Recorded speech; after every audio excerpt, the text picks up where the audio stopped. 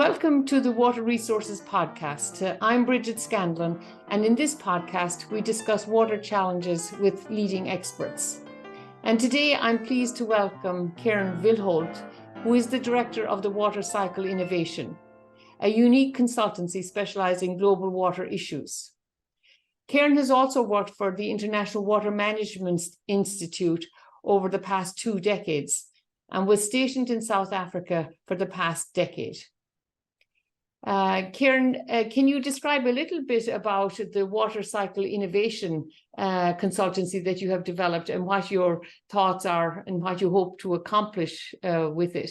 And also, I'd be interested to know how you selected the title for the consultancy.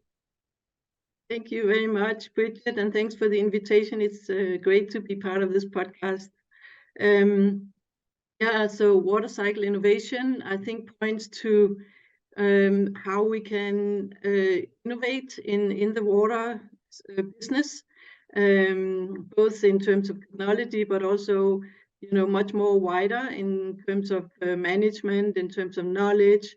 So it's innovation in so many different contexts. And then the water cycle points to the fact that we need to bring in surface water, groundwater, and all the other factors. And I think that's actually the challenge that we are facing today. So I thought the name actually encompasses quite a lot of the challenges that we're facing. So Karen and I first met in the early 2000s when I visited Denmark, and she was working for the Danish Geological Survey at that time. And then we also met at a conference in Morocco. So we've known each other for many years. I was very impressed with the GRIP program that you established, Karen, in 2016, Groundwater Solutions Initiative for Policy and Practice. And I really like your emphasis on solutions. And I think that had great examples from all over the world, Australia, US, Africa, many regions, showing what is possible. And maybe you can describe that program a little bit. So I guess the GRIP sort of sprang out of this intention to bring groundwater more to the front of the water, dialogue, first of all. As you mentioned, to highlight the need to come up with solutions, because oftentimes groundwater is seen as the problem child that we are facing in water management. And so people might shy away from it because it's just simply too complicated and difficult to deal with, because we don't see it, it's underground, and you need a special education almost to be able to deal with it. So somehow there's this need to, first of all, make groundwater more, visible and more interesting and appealing for people to work with, and also to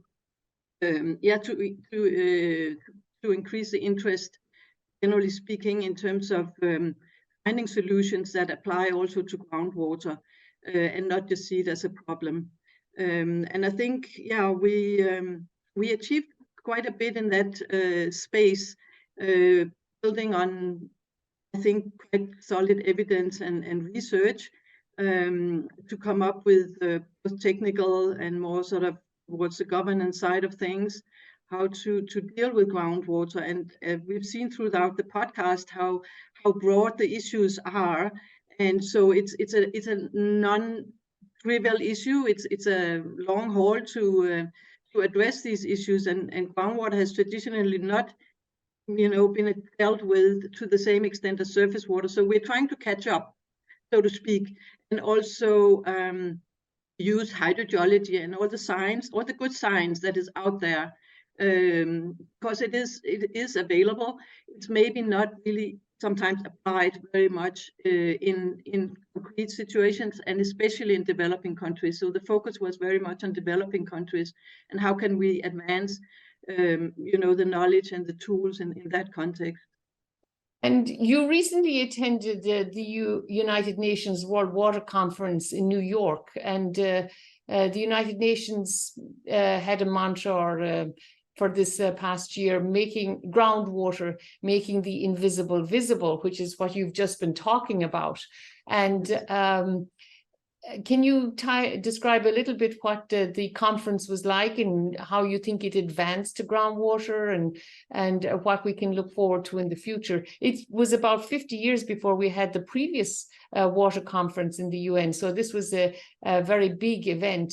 And I think some of the discussion I heard about was too much water, too little water, too dirty, and trying to manage these extremes. So I would like to hear your thoughts on what you learned from the conference and what you thought about it. Yes.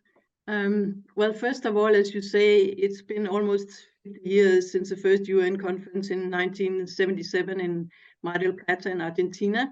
And so everybody concurred that this was very timely. It was maybe late, but nevertheless very timely. And I think a big impetus for this conference was climate change. I think we are all realizing, how the water system is being stressed through climate change, and the fact that we need to adapt through the water cycle and water management, basically to address all these climate challenges. I think that's kind of a very big impetus for bringing groundwater or the water issues so much to the fore. And then also realizing that the water is such a big part of achieving the SDGs, which, we are sort of reaching, we have to comply by 2030, and we are far behind. And water is one of the challenges. It's coming up in the World Economic Forum and so on. It's one of the major global challenges.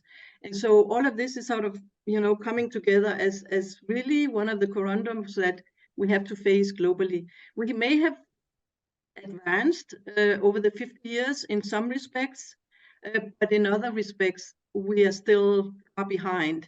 And so there's this kind of urgency, I think, towards addressing water issues. And then highlighting the groundwater as a special case, you mentioned last year was what we call the year of groundwater, because the UN system was putting specific focus on that as part of the UN World Water Day and the UN Development Report, which focused specifically on groundwater.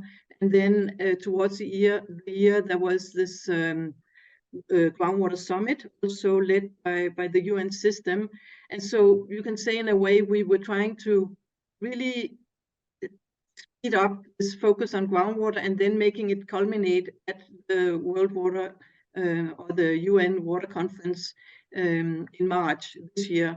And so I think we managed to do that. There was quite a lot of attention to groundwater at the meeting, some very high-level meetings or sessions where we had high representation of countries and commitments being expressed related to groundwater, and also follow up to that a commitment, a more or less formal commitment to take this forward in terms of UN platform around groundwater, more focus on groundwater monitoring, and different aspects. Data sharing and data sharing and monitoring, and also some kind of focus on transboundary aquifers and transboundary cooperation as kind of a leverage to emphasize and to encourage countries to come forward with the groundwater management, and also, of course, because a lot of these resources are shared, so it's very important. But highlighting the transboundary aspect of resources might highlight the importance and bring countries forward, to pitch, basically to be the good student in the class and so on. So I think that's one of the kind of ways that we can take groundwater forward.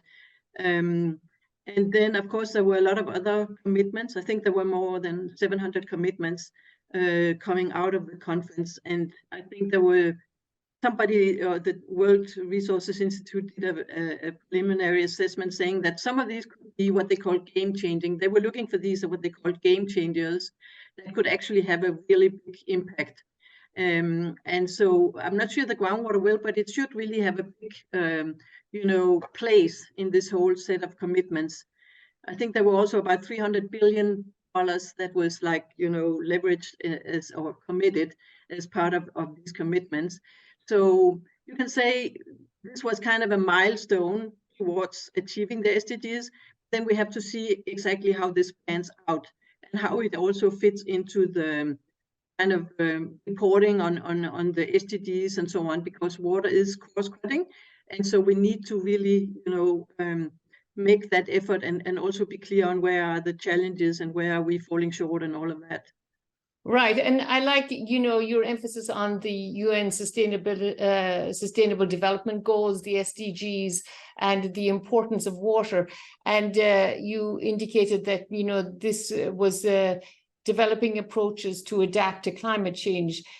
Oftentimes when people consider climate change impacts on water, they emphasize surface water and, rivers drying up or reservoirs depleting, like the huge reservoirs in the Colorado River Basin. But they don't really think about groundwater. But oftentimes during these times of water scarcity or drought, we then shift to using groundwater, and we need to understand it better in order to manage it more sustainably. So I really love that the title of your consultancy is Water Cycle Innovation. So you're incorporating surface water and groundwater, and you're not siloed into one of those, and you're acknowledging the linkages between the two. And do you think that the community is starting to expand and not just have groundwater hydrogeologists and surface water people, and trying to integrate more and understanding how these are linked? Because we need to know that to manage both of them. No, you're certainly right. And I think you also are right in saying that there's been some siloing, and I think it's kind of a natural progression, because we started out focusing on surface water, then groundwater became more important, and so it has, come to the fore as well. Now, I think we're at that stage where we really need to integrate two and see where we can take advantage of, doing that, because there are some options there that could be beneficial rather than looking at these resources in isolation. And so that's where I think we can break ground going forward. And I think there are some pointers that are pointing in that direction. Again, talking about sort of the transboundary context. So the UNECE, the Economic Commission for Europe, are working very much on, the legal side of cooperation and so on, and coming up with guidelines in terms of how to operate around water resources or shared water resources. And I think the groundwater side of things is gradually getting more attention and getting into these guidelines so that they become more coherent. And I think that's really much appreciated and really needed. So yeah, there are some signs that these things are picking up. And I think it just comes naturally also, like, I think you wanted also to talk about like Cape Town, incidents of zero and so on. And I think it was such a good illustration of how you cannot neglect one or the other, right? And only through this joint management and joint development of the resources was kind of a solution in that case. So it just goes to show that this cannot be neglected. Right. And, sitting in South Africa, what we think of that comes to mind is Cape Town Day Zero. That's what, when they think about water issues. And they were almost totally reliant on surface water reservoirs during that time, and then started to develop a groundwater resources when they were really when the drought was looming and they were running out of water. And so normally when we think of how we manage water, we can reduce demand. And so they did that by reducing allocations to irrigation, and then increase supplies. And so looking at developing groundwater to add to the surface water supplies, and then storing water. Traditionally, we just think of surface water reservoirs, but now more and more we're thinking of using aquifers, aquifers to store water. And so I think there was an example, the Atlantic Water Supply Scheme that you were discussing recently, that's being developed to store surface water in aquifers then for use during dry periods. Maybe you can describe that a little bit. Yes, it's called the Atlantis, but never mind. So yeah, I think Cape Town is a good example of how they have advanced over quite a short time in terms of getting to grips with their potential water or groundwater resources and the whole hydrogeological system and so on, where they can potentially draft more groundwater. And as you say, also replenish it so that it doesn't create depletion in the long term. And I think, as far as I understand, there are like 3 strands to that, and the Atlantis is like one of them. It's a managed aquifer recharge scheme in the northern part or north of Cape Town, and so they're actually able to transfer water from that scheme in times of excess, you know, and that scheme also is based on wastewater, so it has a kind of a stable supply, treated wastewater and treated stormwater and so on. And so they can take it from the aquifer once it's recharged. They have well fields there they can pump it from and then use it either locally or in Cape Town. Similarly, they have looked at the Cape Flats aquifer, which is just more or less in the city or little outskirts towards the bay of Cape Town. So they're looking at the resources there to pump, have a well field, but also to replenish through treated wastewater. So this is in progress. It's not totally up and running, but they're doing the investigations and the modeling and so on. And the primary issue with that aquifer is that it's places quite polluted, especially from nitrates and so on, because it's a local irrigated area with a lot of farming happening. And so, yeah, and maybe also pollution from other sources from the urban area and so on. So that's one issue. They have to look at, you know, the treatment of both the water that they pump, but also the water that they put into the ground. And secondly, there's also a wetland associated with the Cape Flat, or there was previously. So they don't want to interfere too much with that, and they actually would prefer to rehabilitate it through this whole kind of, you know, rethinking of the water system in that area. So that's the second part. And then they're also drafting water now from the Table Mountain aquifer system, which is a quite complex system. Some of them are very deep and so on.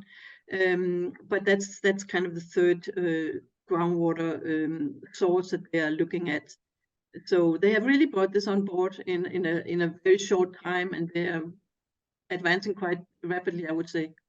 I think that is fascinating. And when you mention, you know, using treated wastewater as a source to store it underground, I mean, that's a sort of a drought-proof source of water, and so a climate-smart adaptation strategy, and that will increase as the population increases. So that is a really nice example of, you know, adapting to these extremes and managing them. I can remember trying to climb Table Mountain, and because my sister had climbed it before, I thought, oh, well, it must be easy if she did it, but there are like 30 different routes, and I was petrified. Yeah, it's quite steep, yeah. So that was kind of fun. Beautiful there, but yeah. So you've also done quite a bit of work in the Limpopo Basin, and I've seen some reports where they describe the Limpopo Basin as the garden of South Africa, where they grow lots of fruits and vegetables and stuff. And there was an International Water Management Institute report on irrigation or potential for irrigation. And also other people in the past, and I know you are now looking at groundwater level monitoring data. And I think we can think of this monitoring as sort of looking at your bank balance, your bank account. And, you know, if it stays flat, then you're okay. Maybe you don't need to know how much you're depositing or how much you're withdrawing, as long as it's staying flat. But then if you're seeing declines, you need to understand what is going on. So maybe you can describe a little bit about the aquifers in the Limpopo, you know, the alluvial aquifers and the regolith aquifers on top of the basement, and then what you think of how it's being developed, or is it being overexploited, or what are you learning from these hydrographs or water level monitoring data? Yes, this is a very exciting and interesting area. So we're talking about the Limpopo, which is more the northwest of South Africa, sort of going. It's part of the Limpopo Basin that goes into Zimbabwe and Mozambique as well, and Botswana as well. But yeah, there's a lot of exploitation of groundwater on the South African side, and it's mostly being used for, or the major share is being used for irrigated agriculture, but also, of course, for urban use and so on. So it's quite heavily exploited. And also surface water is in some places, being depleted, or it's not where you need it. And so they have to transport it over long distances and so on. So for those reasons, groundwater really comes in as the resource of use, basically, in many places. Maybe I should correct you a little bit, because it sounds like it's a green garden, and it's really not. It's in places it's quite intensively farmed through pivot irrigation, and you can see the green areas, the round circles. You can see it from the sky and so on. And in some areas it can be quite intense, but it's maybe, if you look at it across the whole area, it's maybe only 5% of the areas that are really intensely irrigated, and that's simply because there's not enough water. Rainfall is not that high and so on. Groundwater is sort of in a fragile, balance, and if it doesn't rain seriously for a number of years, groundwater levels go down, and farmers are quite concerned, actually, and they've seen periods where groundwater have just kept on decreasing for decades, and you can imagine, as a farmer, you would be concerned, right? But what is often seen, and we see that in the hydrographs, is that the groundwater then picks up again, and that's due to extreme events that oftentimes are associated with these ENSO events. We can come back to that. Basically, they sort of recover the bank account, as you mentioned, and then the situation is fine again for maybe another 10 years. And maybe if you have just a couple of those events, you can fill up your system. And so it's kind of it's a fragile system, because you can actually over 10 years get down to a level where you almost reach the bottom, or you get into salty water. So it is a vulnerable system, but so far it seems to have been continuously working over the last about 60 years. Yeah, and I know, I look at Google Earth, and I look at, where we have these irrigation circles from pivot irrigation and stuff. And oftentimes it's adjacent to the rivers. Yes. So the Orange River, or, you mentioned some other rivers like the Okavango, or the Limpopo. So a lot of that pumpage is adjacent to the river in these alluvial aquifers, which may be more productive. But then you need to consider the linkage with the surface water, and maybe they're capturing surface water, and the river flow then is becoming more ephemeral. Do you think that's happening in different regions? Do you see a lot of groundwater wells being drilled in river valleys and trying to take advantage of capturing surface water?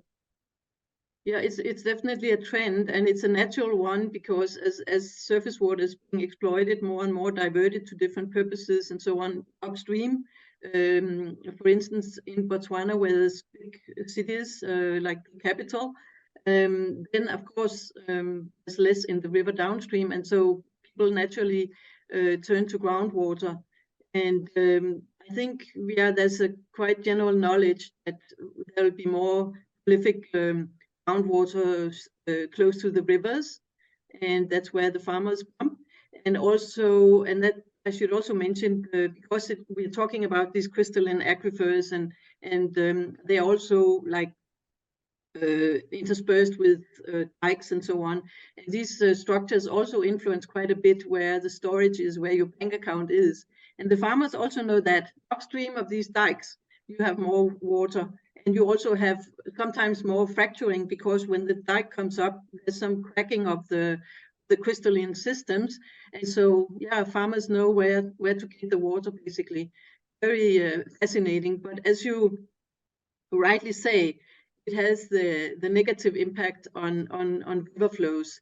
So we talk about river depletion, right, which is sort of, in this case, partially indirect from pumping of groundwater.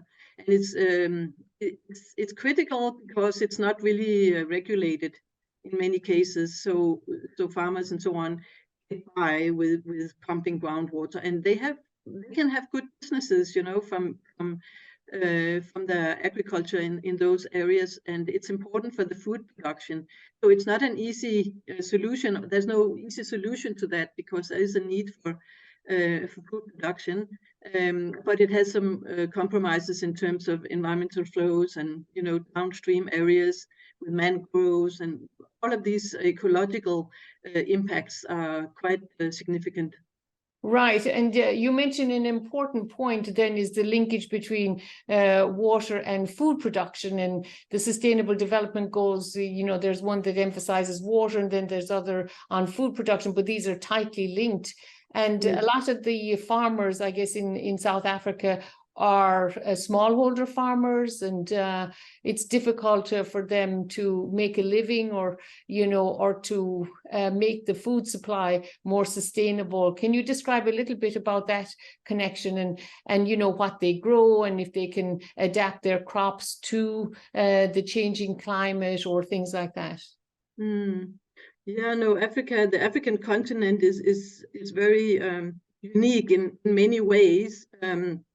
And also, it is probably worse hit by climate change than many places. So they're struggling, and water again is a big component of that. And the water, the food supply systems are quite fragile also with climate change.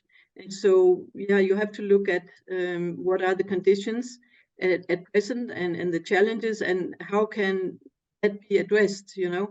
And many people say, yeah, we have to drill more groundwater because the farmers need it. And I totally agree that there's probably enough groundwater in Sub-Saharan Africa to provide water for smallholder farmers on a small scale, to supply, you know, water for their small production. And that could kind of provide enough food at the local level. But oftentimes, with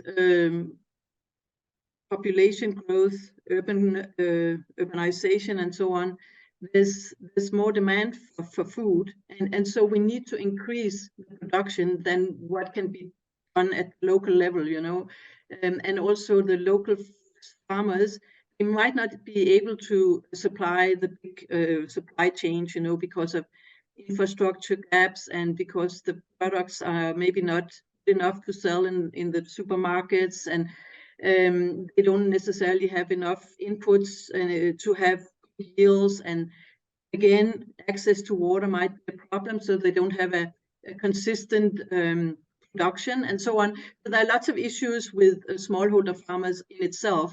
Then talking about, you know, the supply needs in a broader context, then there's a need to step up the yields and the production, and that's where Africa is also suffering in that regard. You know, we were talking about that yesterday in terms of, you know, subsidized food that is being actually exported to Africa because it's cheaper to produce it in Europe and other places, and so kind of outcompeting local production in Africa.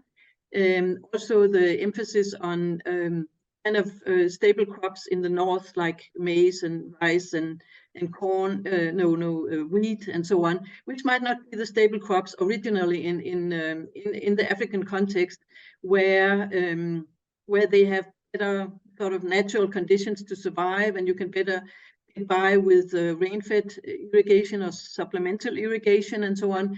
So and these crops are maybe being pushed out a little bit, you know, through other crops that are coming in and so on. So there's several challenges in the African context. We have land grabbing, water grabbing. We have, you know, we have export of virtual water from Africa, which sounds it sounds crazy, you know, because many of these places are dry. actually that's happening as well. High value, horticulture crops are going out of countries which could have been used for, these lands could have been used for growing, food for the local population. So you see that it's not just about water, it's not just about producing, but there's a lot of political issues and a lot of sort of geopolitical issues involved in the food production in Africa. It's a very intricate challenge, I would say. And, you mentioned before they might be better off growing crops that are more adapted to the conditions there, like cassava or teff or things like that. But those are being pushed out because of the, the popularity of corn or wheat Mm-hmm. or some of these other crops. So maybe if they could encourage growth of those types of crops, maybe they would be better adapted. But also, we talk about water and food production, but fertilizer, use and availability is another important component in increasing yield. And of course, yes, the energy issues that we've been experiencing the last few years doesn't do anything to help Yes. with that. Yes, so all the inputs are lacking in many cases because of the lack of funds and lack of availability and so on. And as you say, yeah, that's a critical aspect of it as well. And you mentioned when you were talking about your hydrographs in the Limpopo system, how you had decadal changes, increases and decreases, and then it was these periodic heavy, intense events that replenished the system, and then that might hold for a number of years but gradually be depleted. So I know you have published in the past about the impacts of El Nino, Southern Oscillation, and the differences between Southern Africa and Eastern Africa. Maybe you can describe that a little bit.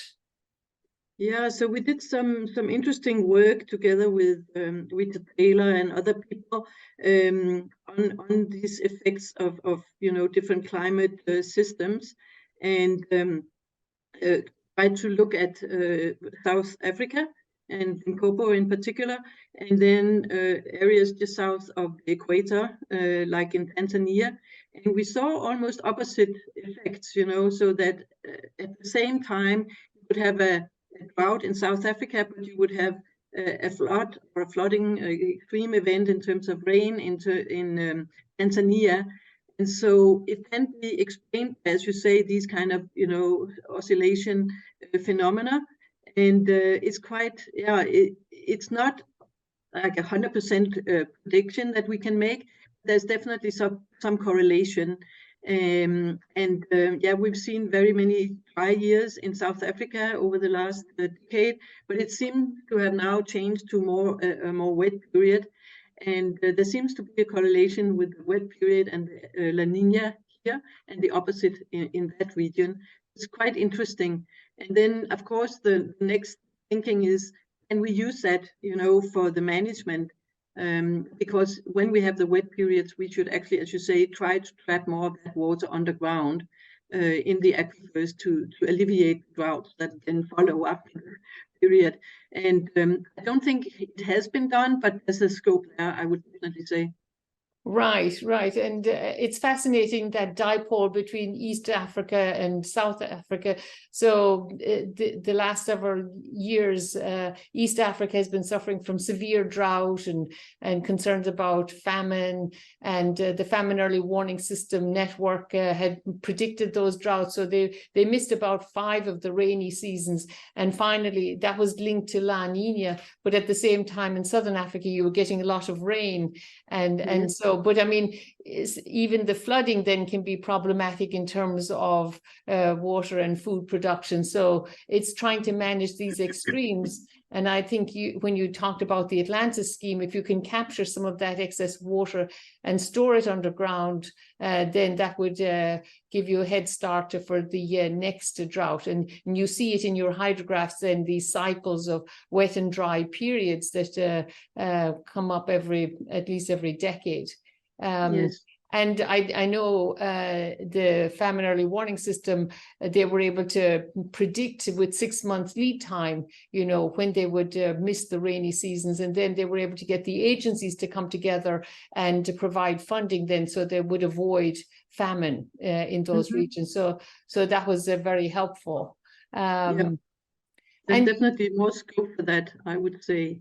I know the farmers, like in Limpopo, they are kind of naturally adapting, you know, by putting in traps in the river beds, and so they can hold back the water when it flows, or they divert the water into their farm ponds and so on. So they definitely are already, you know, doing something. But if you could predict it more, it would of course be better. Yeah. Right. And you have worked with the World Bank and USAID and many other groups in the past, and it seems that you know, maybe these agencies are considering groundwater more in their programs. And I know I was reading about the World Bank putting money in the Horn of Africa for groundwater as a resilient, for resilience in that region. Are you aware of more of that shift in the World Bank towards considering more groundwater? Yes, definitely. And I agree with you. There's this kind of trend that larger organizations are also taking on board groundwater, and I think it's really great. It's World Bank, it's DEF, it's UNESCO, of course, and other partners, you know. So there's a tendency to invest more in groundwater, which is great, and especially for Africa, where I think there's such a need for it. The World Bank has already invested quite a bit in the Southern Africa region with the SADC Groundwater Management Institute. It's been there for more than 5 years, and it's been quite successful in kind of bringing the whole SADC region. The SADC region is the Southern Africa countries together in terms of developing knowledge and tools and data platforms and sharing mechanisms, and basically having conferences and so on to share information, and also been implementing specific water infrastructure in areas where they didn't have any secure water supply. So so this has been quite a success, and it's continuing with funds from the World Bank and others. And I think that's a very good example. They are trying to maybe, you know, replicate that in the Horn of Africa. This might be early days, but I think with some of the investment that you mentioned, it might go that direction, you know. But it's some of these things might take years, and I think the SADC has already had a lot of cooperation on other fronts, and so it was a bit easier to also bring the groundwater in, right? Whereas maybe in the Horn of Africa, it's going to take a little longer, but definitely there's a need for it and there's an interest. And with these projects that you mentioned, some of these things will be started. Right, right. So the Horn of Africa, that would extend across Kenya, Ethiopia, and Somalia, and maybe they can learn from South African programs, exactly. and they're trying to develop groundwater resources there. And I guess one of the things that is missing is, you know, data and our understanding of these aquifer systems. I mean, you have learned a lot in the Limpopo system and from the groundwater hydrographs and the surface water groundwater linkages, but we really need a lot more knowledge of how these systems work, because if you want to manage them appropriately, we need to understand their dynamics and what we can and cannot do with them, and you know, how best to manage them and optimize them within the context of these extreme climate conditions. Yes, very, very, very true. And as you say, the extremes are becoming a challenge, because in both ends you have problems. And so we need to really manage those extremes, especially in these, you know, arid, semi-arid areas, and they can both be destructive, you know. And as you say, understanding the dynamics, understanding the climate impacts and the future prospects and how to deal with that is something that we're working on as well, not just from hydrographs, but also from hydrodynamic modeling and so on. to get, these kind of processes. And as you said, this leakage of rivers to the groundwater and all of that, it shows that maybe most of the recharge is actually coming from the rivers, which is maybe not what we expected. But because groundwater is low and they might be disconnected from the rivers, then a lot of it will disappear if there's no sealing of the river beds and so on. So that's what we are starting to see, and we want to understand further how to understand that. So you've spent the last 10 years, I understand, in South Africa, and you raised your children there and everything. Must have been an interesting time, and now you're heading back to Denmark. And when I think of Denmark, of course, I think of Out of Africa and Isaac Dinesen and and those sorts of things. But also the Groundwater Foundation is investing quite a bit in Africa and data and geophysics and others. And so maybe you can describe a little bit about what it was like to live in South Africa over the past decade, and now that you're looking forward to returning to Denmark. It's been a great adventure. I've learned a lot, which I wouldn't have missed, because I think you gain so much from living in a different culture and understanding how people are, interacting, and what is important to them, right? And come in with a bit of blank eyes, but then you start understanding everything. And I've really appreciated this opportunity. And then having this professional entry point of water, I think, has been amazing. And groundwater in particular. Groundwater is so important for Denmark. We use 100% groundwater. So my original thinking was that this is needed, outside of Denmark. We have a lot of experts in Denmark, but there's not many experts outside. And so if I could share some of, the skills that I had, I thought that was worthwhile. And I really think that this interaction with a lot of people, not only in South Africa, has been tremendous, and I wouldn't have missed it for anything. Yeah.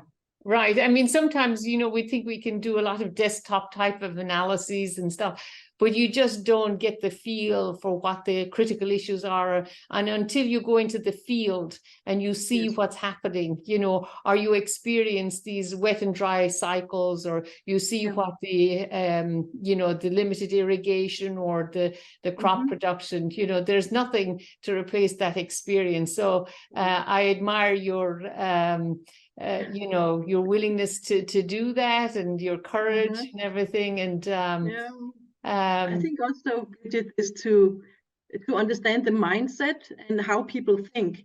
It's really an eye opener. You start to understand, why do they not want to share data, and why are the farmers a bit hesitant, or why, what will break some of these, stale things, how can we move?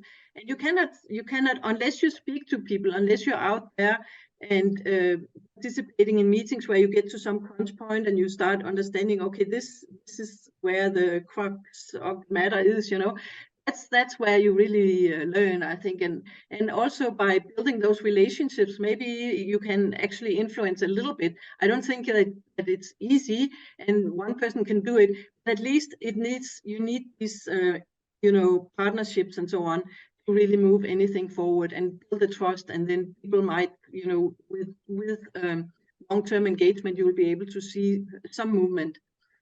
Right. And I mean, I really admire you. Your formal training is engineering. But then you have really expanded, and you acknowledge the importance of governance and social behavior in order to make things happen. And I think that's huge, because oftentimes as scientists and stuff, we think it's just a technical issue. But more often it is a socioeconomic issue or a governance issue or things like that. So I admire that you have incorporate all of these different fields.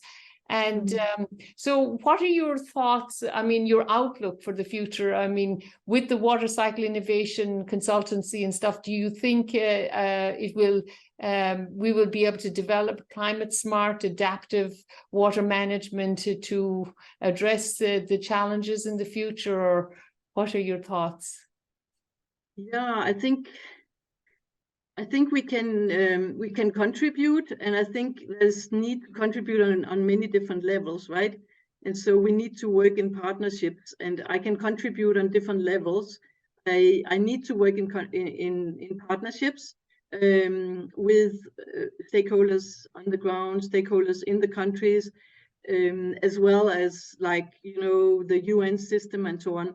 I think all of these things somehow have to tie together. And as you also mentioned, it's not a technical fix. And I think I've come to the conclusion that maybe we have to turn it around and say we actually need to understand much more the context, and then we can bring in our technology. But it's not to say that we don't need to understand the technology. It has to be like an implicit thing, you know. We just, yeah. Then once we bring it in, we need to put it into that context where we know that it will be taken up and people will, you know, appreciate it, and they will also be capacitated to apply it. So yeah, there are many bricks that need to fall in place.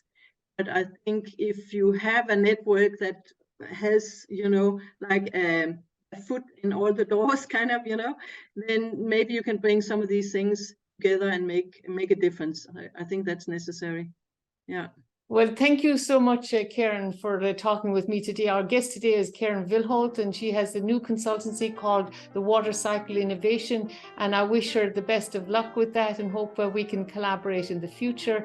And thanks a lot. Thank you, Bridget. It was great to be with you. Thanks.